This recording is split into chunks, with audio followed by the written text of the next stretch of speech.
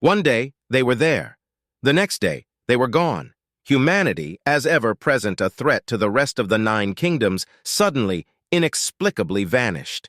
Ever since then, the balance of power shifted to an even greater fear. What if we were next?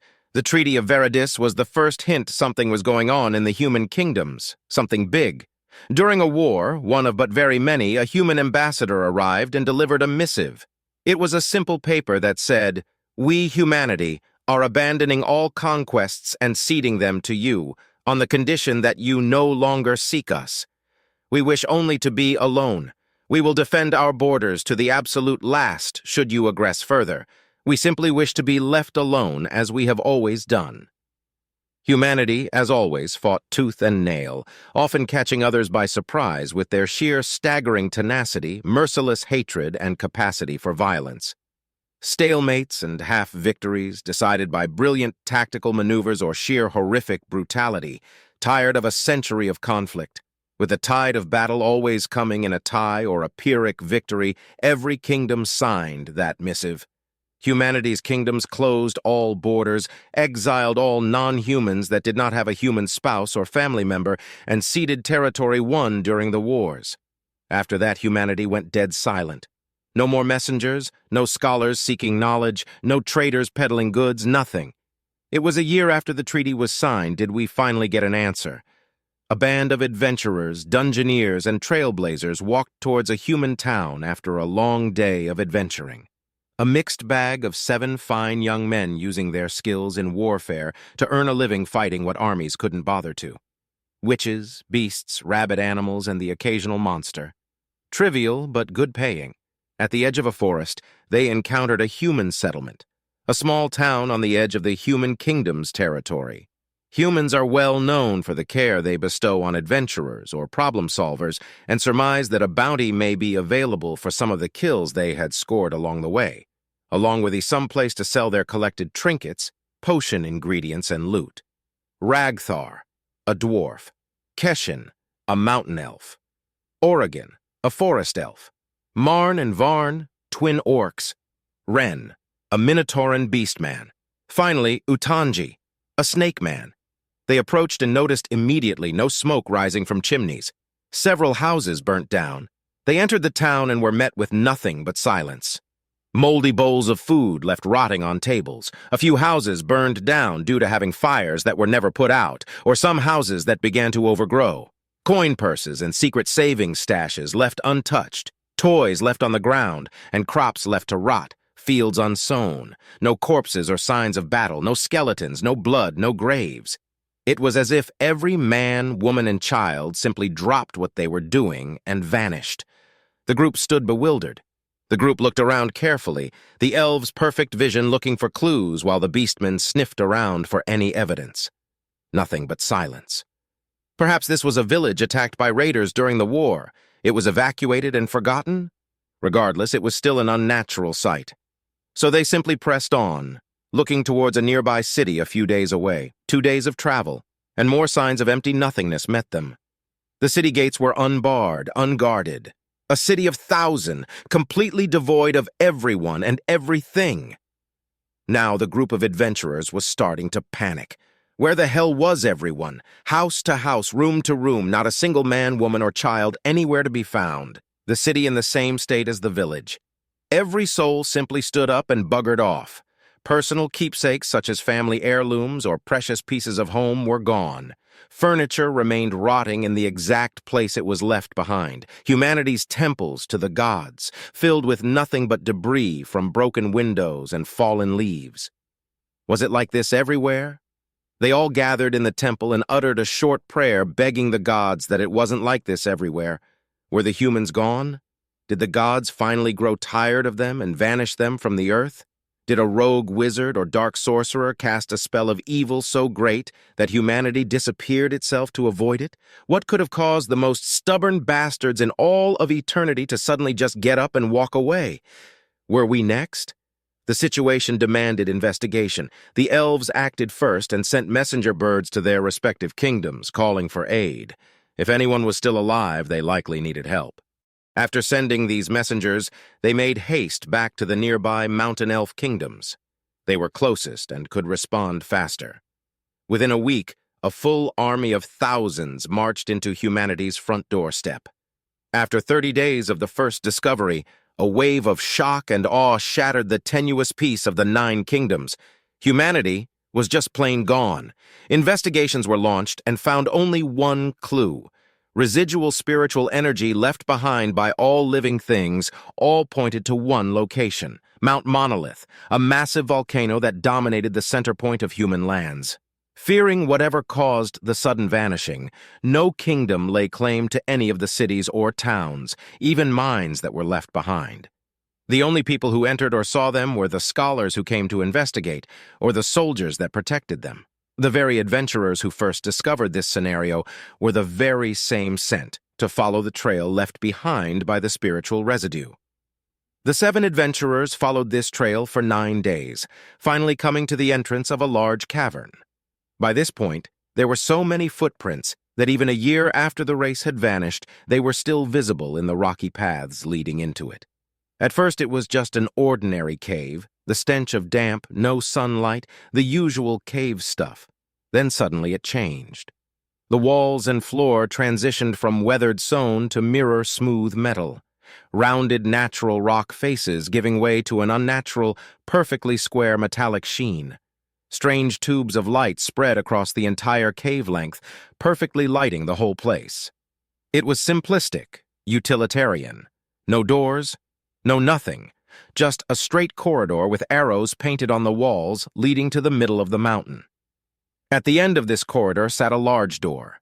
It took a desperate and great effort to open it, but eventually the gargantuan door relented. It opened to a stairway. A truly gargantuan stairway, carved straight out of the rock of the mountain, leading straight up. 10,000 steps, wide enough to carry a battalion of men spiraling around a central pillar, straight up. The strange tubed lights following the stairs, perfectly lighting the way. As they stepped on the stairs, a voice suddenly made itself known. "Children of humanity, hear me!"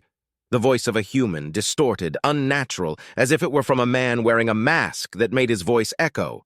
"You have been lied to! This place is not your true home. It is not your destiny. I have come to reclaim you, rescue you from your miserable squalor, and end your suffering on this planet. I do so at no cost. I offer you this choice to rejoin mankind in the heavens, the great void, our rightful place in this universe. I invite you to experience the rebirth of an empire that spanned all that we have ever known. I offer you the chance to rejoin your wayward brethren and reclaim the Dominion's place in the galaxy." What was he talking about?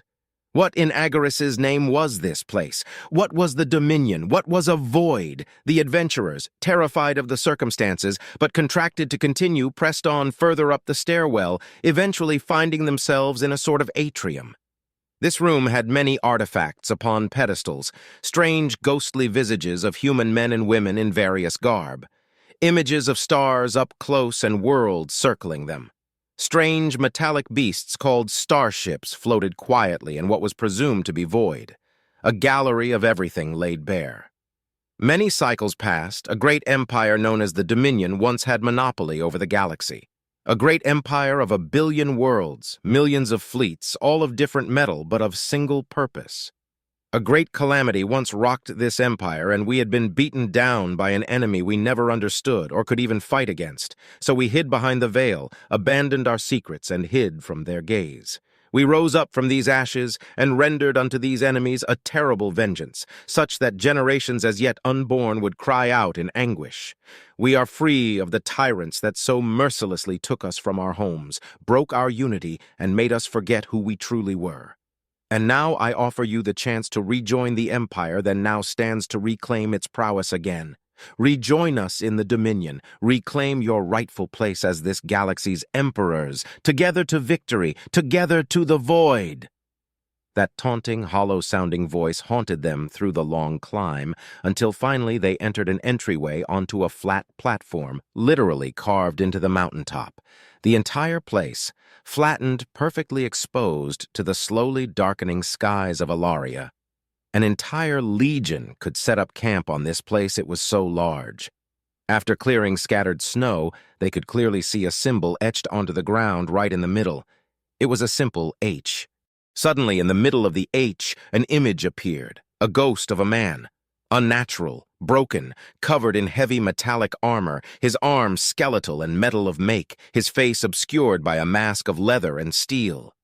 Images of various things appeared as he spoke of them. Moving images flashed through the air as if the adventurers were looking at the events in person.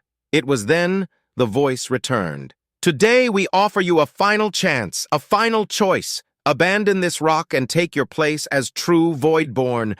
What have you to lose? Long have you suffered the slings and arrows of the other races on this forsaken rock. And for what? The elves and their arrogance? How many lives have been lost because of their selfishness? How many children have they murdered due to that sense of bastard superiority?" Cation and Oregon scoffed at first, then came to a startling realization. Their brethren murdered children?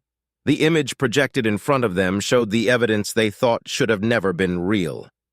An elf legion during the first stages of a prior war, charging their way through a farming village, screams of infants and women heard over the sound of slashing swords. Their hearts sank as the first glimpses of tiny hands covered in blood flashed before their eyes. And the dwarves! How many times have you been slighted for your crafts or banned from their trades due to their sense of greed for their crafts? How many times have you lost everything you have worked so hard for because a dwarf decided yours wasn't good enough and thrown it all into a furnace?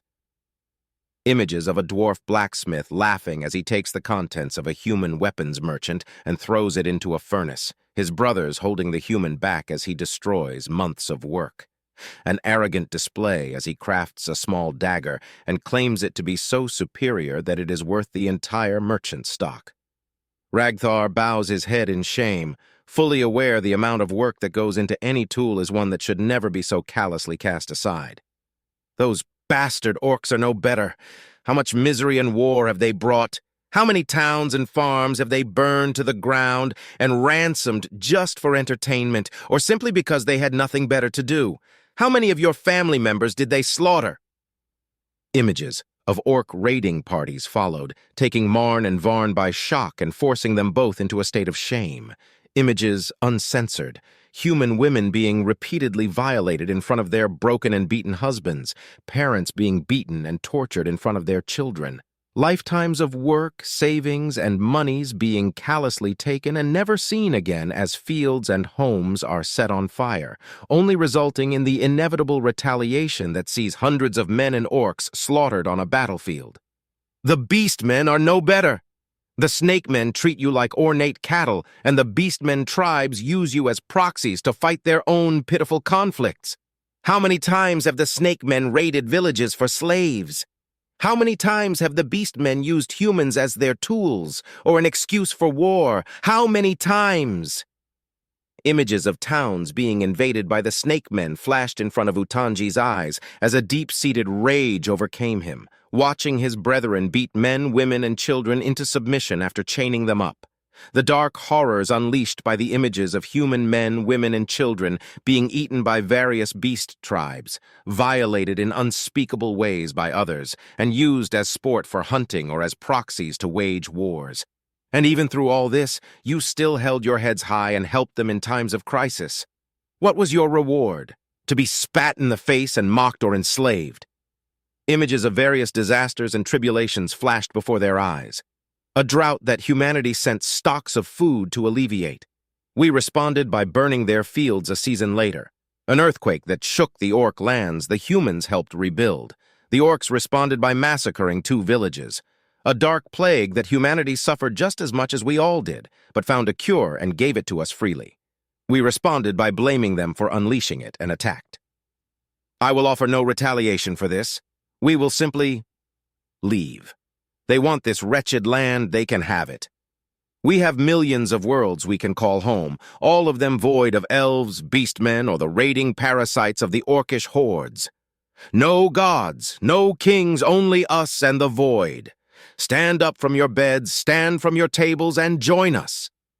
When the bastard races of this broken world finally overcome their natures, we will welcome them with open arms. Until then, we shall simply leave them here to rot. Terra Victoriam! The ghostly images disappeared. By now night had fallen, and the height of the mountaintop had given way to the perfect, clear, starry sky, and there, in all its glory, floating gently in the void beyond anyone's reach, was a ship. A starship. In perfect view directly above them, a dark shadow cast on the ground as it moved through the heavens above. A ghostly image appeared, obscuring the view once again. This one looked directly at them. It spoke in that same bellowing, unnatural voice. We have learned to overcome our natures, to be charitable in times of war. We heal the soldiers we wound after a battle, to never kill a child of any race regardless of consequence. Not once in 1,000 years has any human killed or harmed a child of any race. To punish criminals with fairness. You have murdered human children for the crime of stealing loaves of bread. Humans do not take slaves. You use humans as slaves. We have never done to you what you have always done to us. The group hang their heads in shame and disgust. When you learn to overcome your nature, we will be waiting. When you understand the true meanings of honor, loyalty, and justice, when you understand the true value of blood, sweat, and tears, we will be waiting for you, because unlike you, we know how to forgive. The massive metal beast in the skies suddenly vanished.